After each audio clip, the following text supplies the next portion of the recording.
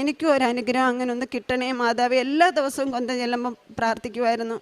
അങ്ങനെ ഒരു ദിവസം 4ാമത്തെ രഹസ്യം കൊന്ത ചൊല്ലിക്കൊണ്ടിരുന്ന സമയത്ത് എൻ്റെ മെഴുകുതിരി അങ്ങ് ആളി നല്ല പോലെ ആളി അങ്ങ് കത്തി മെഴുകുതിരിയുടെ സൈഡിലെല്ലാം ഇങ്ങനെ പൊറ്റ പോലെ ഇങ്ങനെ വന്നിരുന്നു. അപ്പം ഞാൻ ശ്രദ്ധിക്കുന്നില്ല. ഞാൻ ആ സൈഡിൽ വന്നിരുന്ന എല്ലാം ഞാൻ ജനൽ വഴി അത് കളഞ്ഞു. പക്ഷേ ഒരു പീസ് എടുത്ത് എന്തുകൊണ്ടാണ് ഞാനത് മാറ്റി വെച്ചെന്ന് പോലും എനിക്കറിയത്തില്ല. ഞാൻ അപ്പം നോക്കിയുമില്ല. ഞാൻ ആ ഒരു സൈഡിൽ ഇങ്ങനെ വന്നിരുന്നു. കുറച്ച് ഞാൻ എടുത്ത് കളഞ്ഞു. ഇതെന്തുകൊണ്ടാണ് കളയാഞ്ഞത് പോലും എനിക്കറിയത്തില്ല. ഞാൻ അത് സൈഡിലെടുത്ത് വെച്ചു. അപ്പോഴും ഞാൻ ശ്രദ്ധിക്കുന്നില്ല. ഞാൻ കൊന്ത ചൊല്ലിക്കഴിഞ്ഞു. പിറ്റേ ദിവസം ഞാൻ 5:30 2 ദിവസം കഴിഞ്ഞു. ഞാൻ പ്രത്യക്ഷീകരണ പ്രാർത്ഥന രാവിലെ പ്രത്യക്ഷീകരണ പ്രാർത്ഥന ചൊല്ലിക്കഴിഞ്ഞു.